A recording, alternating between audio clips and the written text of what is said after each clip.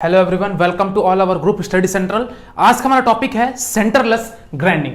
Centreless grinding नाम से समझ में आ रहा होगा कि यहाँ पे जो भी हमारा वर्कपीस होता है उसका कोई सपोर्ट नहीं होता है। जैसे कि अगर मैं ये कह दूं कि मेरे पास कोई अगर वर्कपीस है और इसके ऊपर मुझे ग्राइंडिंग करनी है तो इसके लिए मुझे एक पहले ग्रिपर लगाना पड़ता था, जैसा कि आपको मालूम है। तो ये ग्रिपर यहाँ पे नहीं लगता है, यानी कि यहां पे जो सपोर्ट है, ये वर्कपीस पर जो भी सपोर्ट होता है ये सपोर्ट यहां पे हम नहीं देते हैं। तो सपोर्ट नहीं देते हैं इसलिए इसका नाम पड़ा सेंटरलेस ग्राइंडिंग।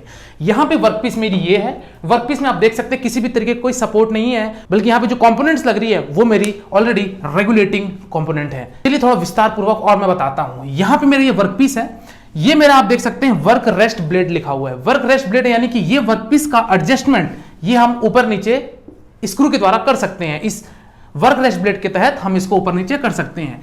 यहां पे ये मेरी लगी हुई है रेगुलेटिंग व्हील। ये रेगुलेटिंग व्हील बेसिकली ये कोटेड होती है सॉफ्ट मटेरियल की।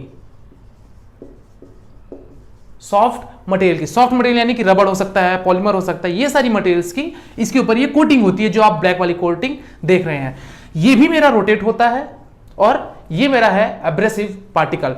ये एब्रेसिव पार्टिकल यानी कि मेरी ग्राइंडिंग व्हील होती है, जो ग्राइंडिंग व्हील में एब्रेसिव पार्टिकल्स जुड़े होते हैं, तो या उसको आप एब्रेसिव पार्टिकल कहिए या फिर आप ग्राइंडिंग व्हील कहिए।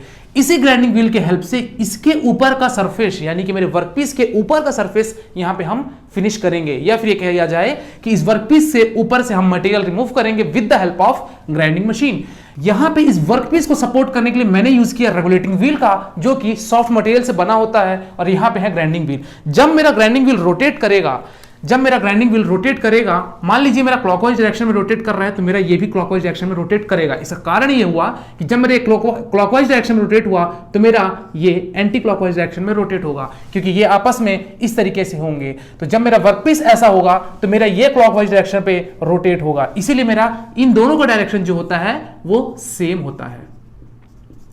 और यहां पे मेरी वर्कपीस से मटेरियल रिमूव होते जाएगी। जब मेरा ये रोटेट करेगा तो इसके ऊपर की मटेरियल रिमूव होते जाएगी, और साथ ही साथ रेगुलेटिंग व्हील भी रोटेट होगा, और ये दोनों इसको सपोर्ट किए हुए हैं। तो यहां पे आप सेंटरलेस ग्राइंडिंग का मतलब समझ गए होंगे।